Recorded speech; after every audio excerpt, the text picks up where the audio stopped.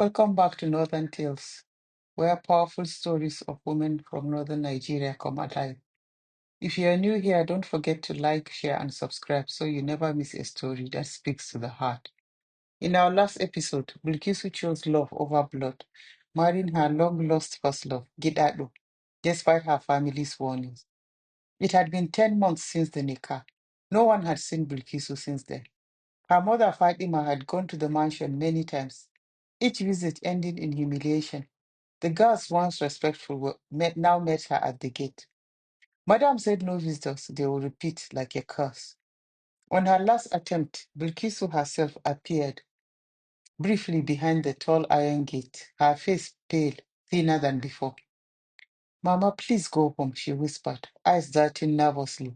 I am trying to build my life with Gidado. Please don't make him angry. Fatima had stood there, tears streaming from her eyes. That was the last time she tried. Now she lived with Halima quietly, like a shadow of her former self. Life has been fair to Halima and her family. Ali was now in his final year. He came home every weekend and they spent the evening together with his mother, brother, and grandmother. On one such evening, in Halima's sitting room, the breeze carried the smell of fried masa and smoke. The fan hummed lazily above them. Halima sat beside her mother, while Ali scrolled through his phone silently, each one lost in their thoughts. Halima's phone rang sharply on the table, a loud, jarring sound that made all three of them jump. She picked it up quickly. Hmm, it's Bilkis's neighbor Hadjo, she said, frowning. I haven't heard from her in months. She swiped the screen. Hello, Hadjo. The voice that came through was frantic, high-pitched, trembling. Halima, please come quickly. It's Bilkisu. Something has happened. Wallahi, it's very bad. It is indeed very, very bad. Halima froze. Her fingers tightened around the phone. What do you mean? What happened? She collapsed, Hajo cried. Nobody has seen that man Gidado for 3 days. The gate was open this evening and the driver found her in the sitting room. Ya Allah, Halima, she looks terrible. You need to come now. The phone nearly slipped from Halima's hand. Ali shot to his feet. What's wrong, Mama? Halima's lips parted, but no words came out. Her face had gone pale. Fatima, alarmed, grabbed her arm. Halima, what is it? Speak. Halima's voice trembled. It's Bilkisu. Something happened. Fatima struggled to rise. Her heart pounded. Ya Allah, protect my child, she whispered, her voice breaking. As they rushed out into the night, they flagged the first keke napep they saw. The evening wind rose, dry, sharp, and unkind, as if the air itself was holding its breath for what they were about to find out. The road to Bilkisu's mansion felt longer than ever. The keke sped through the quiet streets, the hum of the engine drowned by Fatima's whispered prayers. Ya Allah, ka rufa mana asiri. Protect us from what we don't know, she murmured, clutching her tasbih beads with trembling fingers. When they reached the gate, the once grand compound looked deserted. The flower beds were dry, curtains drawn tight. Halima jumped out before the keke stopped, moving fully. She banged on the gate. Open, it's Halima. Open now. The guard appeared, his face pale and anxious. He unlocked the gate slowly. As soon as it opened, Halima and Ali rushed in. Outside, a crowd had gathered, mostly women, Halima's neighbors. Some were crying, some avoided Halima's gaze. They, there, there in the middle of the grand sitting room sat Bilkisu. At first, Halima didn't recognize her. Her once elegant sister, the proud widow of Senator Sarki, was unrecognizable. Her hair was disheveled and tangled, her clothes stained, her wrapper barely tied around her frail body. She was heavily pregnant, her stomach round beneath the faded fabric. Her eyes, those once sharp, commanding eyes, were glassy, unfocused. She sat cross-legged on the marble floor, murmuring to herself, Kidado, Kidado, he said he will come. He said he went to bring something. Kidado. Her voice was soft, broken, like a record skipping on repeat. Ya Allah, Halima gasped, her hand flying to her mouth. Ali's jaw clenched. He took a step forward, but before he could move, they heard a loud thud behind them. Fatima had collapsed. Mama, Halima screamed, dropping to the floor beside her. Aliu knelt, lifting Fatima's head carefully as tears filled his eyes. Get water, quick! One of the guards ran toward the kitchen. Halima fumbled for her phone, her fingers shaking. She called Sarki's brother first, her voice breaking. Alhaji, please come quickly. It's Bilkisu. She's not well. Please come. Then she called her other siblings, each word heavier than the last. By the time the others arrived, Fadima had regained consciousness, but her cries filled the house like a funeral home. My daughter, what have they done to you? She wailed. Bilkisu didn't even look at her. She sat rocking slowly, whispering to herself, her hands tracing invisible shapes in the air. Halima turned to the guards, desperation in her voice. What happened here? She tell us. They exchanged uneasy glances before one finally spoke. Madam Halima, wallahi, we don't know much. Since the wedding, everything changed. Ogagidado sacked all the house helps. He said he didn't trust anyone. He was the only one going out to buy food or medicine. We hardly ever see Madam again. Didn't you notice something was wrong? Aliu demanded. The younger guard swallowed hard. Sir, she used to scream sometimes. We would hear her crying at night, but Oga said she was sick, that the doctor was handling it. Halima's eyes narrowed. Which doctor? The guard nodded quickly. One Dr. Yusuf. He came here twice in the last month, but since last week, he hasn't returned. And Gidado Aliyu asked. The older guard sighed, glancing nervously at the gate. Oga went out 3 days ago. He carried a small briefcase and went in the Prado jeep. We have not seen him since then. Madame came out today begging us for food. That was why we called the neighbors as witness, sir. Silence fell. Only Bilkisu's soft, haunting voice, repeating the same name over and over, was audible. Gidado, Gidado. He said he would bring me shoes for the baby. Halima's chest tightened. She knelt beside her sister, gently taking her hand. But Bilkisu flinched like a frightened child. Don't touch me. He said, you people will kill me. You hate me. You all hate him. Tears streamed down Halima's face. Mama, she's gone, she whispered. She has lost her mind. Fadima sobbed quietly. But even as she spoke, her eyes fell on the empty glass table covered in dust and neglect. A faint crack ran across its surface like a scar. And in that moment, everyone knew the man who had walked into Bilkisu's life with love on his lips had left her with nothing but madness. The night blurred into chaos. When Sarki's brother arrived, the mansion was full, guards whispering, family members pacing, and Fatima clinging to her daughter's hand as if her touch could bring her back. Bilkisu stared blankly at the wall, murmuring to herself, her lips dry and trembling. Kidado said I mustn't talk to anyone. He said they would poison me. They want to take my baby. Her voice cracked with each word. Sarki's brother looked at her and shook his head in disbelief. This is not the same Bilkisu I know, he said quietly. We need to take her to the hospital now. Aliyu and two of the guards helped lift her gently. She resisted at first, screaming and flailing until exhaustion overtook her. They drove straight to the teaching hospital, the car filled with the sound of Fatima's sobs and the low hum of prayer on her lips. In the harsh white light of the emergency room, the reality of Bilkisu's condition became impossible to ignore. She sat slumped on the hospital bed, her face hollow, her belly round and heavy beneath the hospital gown. The psychiatrist arrived, a calm-spoken woman in her 40s. She took one look at Bilkisu and sighed deeply. After a long evaluation, she turned to the family. She's suffering from what we call severe psychotic depression, triggered by trauma and isolation, the doctor explained gently. Her mind has detached from reality. The delusions, believing people are trying to harm her, hearing her husband's voice are all part of her illness. She must have gone through severe emotional abuse and neglect. Halima's eyes filled with tears. She was alone all this time. He must have done something to her. The doctor nodded. It's likely I would also need to run some physical tests. She took several samples. And she looks severely malnourished, the doctor also added. Bilkisu weighed just 45 kilograms despite being 8 months pregnant. Her blood pressure was dangerously low, her eyes sunken, and the baby's heartbeat was irregular. The obstetrician entered soon after. There's a problem, he said softly. The baby's heart rate is dropping. We need to deliver immediately. If we wait, we might lose both of them. We will stabilize her and deliver the baby. The family gathered outside the operating room, the air thick with fear. Hours passed like days. Then, as dawn broke, the doctor finally emerged. He pulled down his mask and said quietly, "She survived the surgery, and so did the baby." Everyone gasped. "It's a boy," the doctor continued. "A strong boy. Despite everything, he's healthy. But Bilkisu, her condition is still fragile. She hasn't spoken a word since the surgery." Halima pressed her hand to her mouth, tears spilling down. "Alhamdulillah," she whispered. "At least the child made it."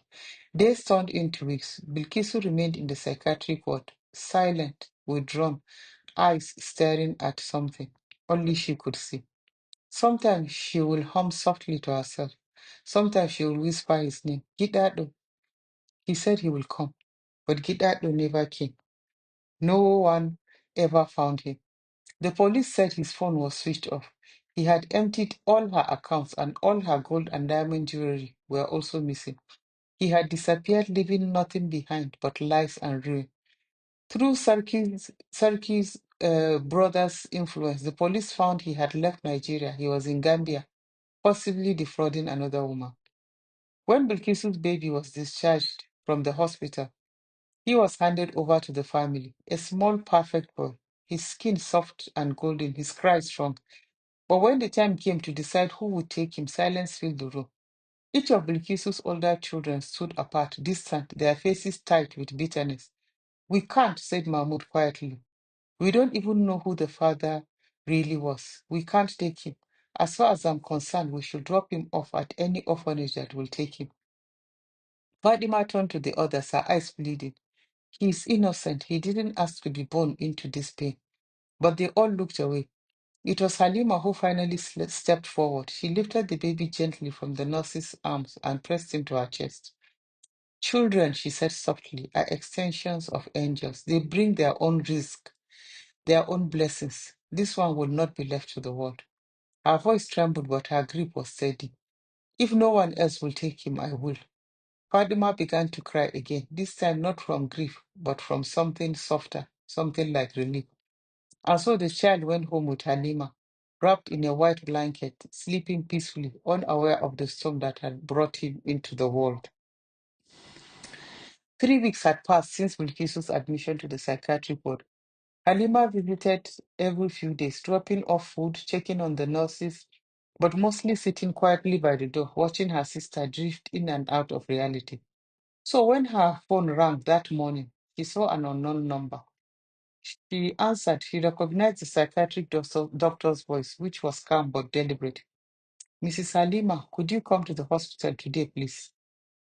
"Alone, Bilkisu is lucid today. She asked specifically to speak with you first." Halima's breath caught. "Alhamdulillah, is she really talking again?" "Yes," said the doctor softly, "but she seems fragile. People, please come quickly. I think she wants this moment with you before anyone else." Halima didn't tell their mother. Fatima had been growing weaker by the day, her eyes clouded by sleepless nights and endless prayer. So Halima smiled faintly that morning and said, "Mama, Hajo ordered some soup again. I'll just deliver it quickly." She strapped the baby on her back, wrapped her scarf, and took Ekeke to the hospital, her heart pounding with cautious hope. When she entered the ward, the air smelled faintly of disinfectant. The nurse led her quietly down the corridor to room 8. "Don't be afraid," the nurse whispered. "She has been waiting for you." Halima stepped in slowly. Bilkisu sat on the edge of the bed, thin and pale, her hair tied neatly under a scarf. Her eyes, though weary, were awake, truly awake for the first time in months. She looked up and gave a faint smile. "Ada Halima," she said softly, her voice trembling. "I didn't think you would come."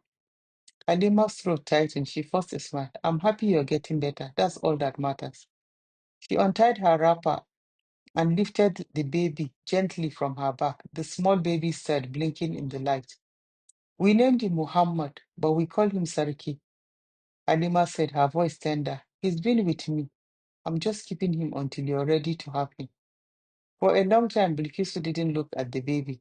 Her gaze drifted toward the window where the sunlight cut through the curtains in pale lines. Then, in a voice distant but clear, she said, "You're kind, Adda Halima. You've always been kind, even when I wasn't." She paused, her hands trembling to her lips. "I have brought nothing but disgrace and pain to this family, to you, to Mama, to everyone, and yet you took my child as if he was yours." Halima said nothing. She just watched her sister's face, the flickering emotions like shadows crossing her eyes.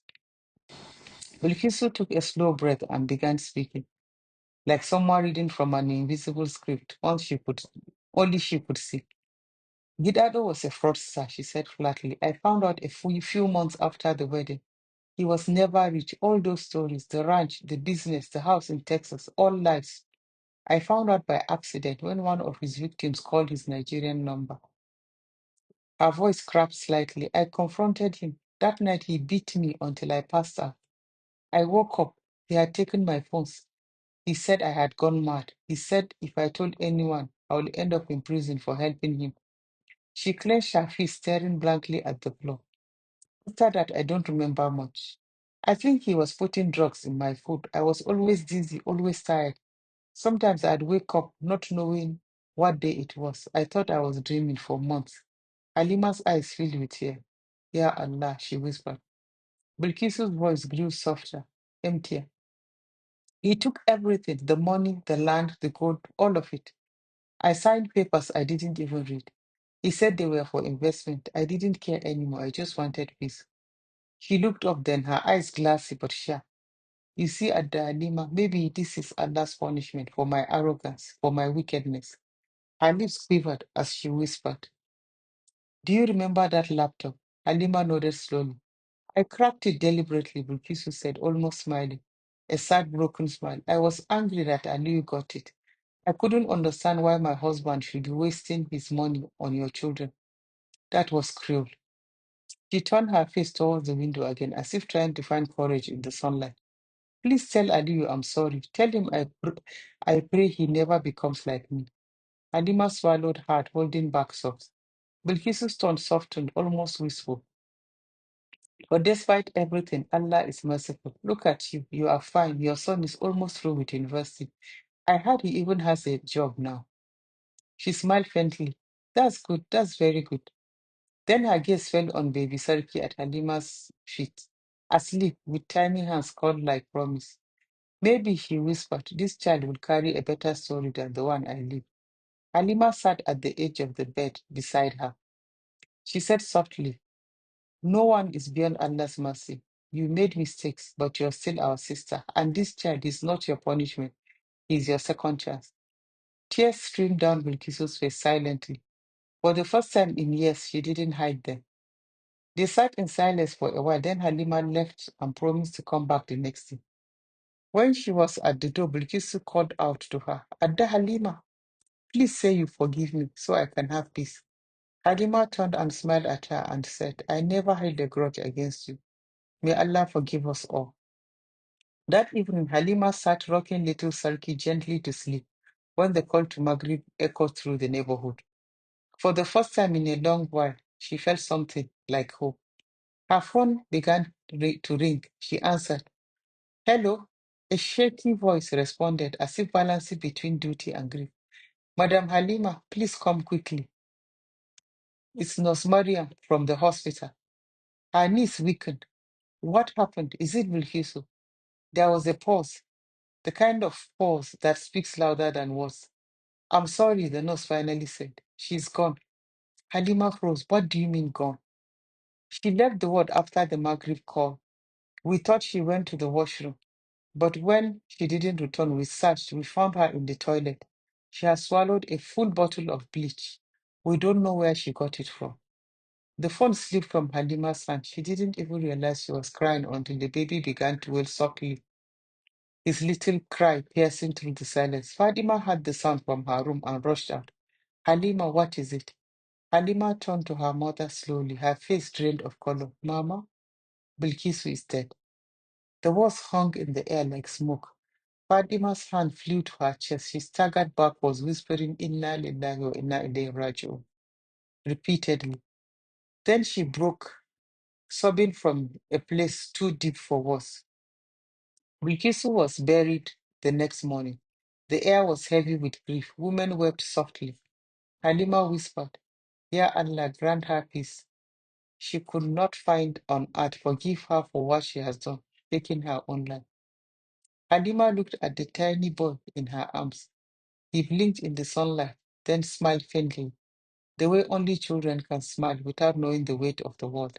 It was nearly 6 months after Bilkisu's death. Halima sat outside her house that evening, under the old guava tree. The world felt calmer now, slower, the kind of calm that only comes after storms have run their course. Beside her, baby Sarki sat on a mat, playing with her prayer beads. He was stronger now, round-cheeked, bright-eyed, and full of mischief.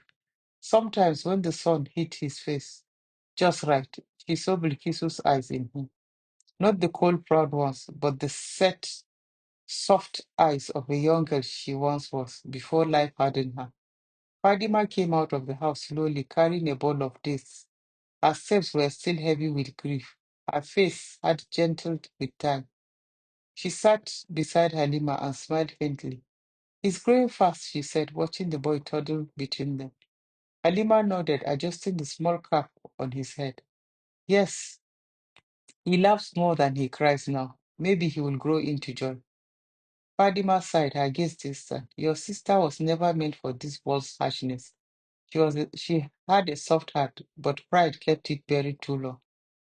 Halima looked down at the child.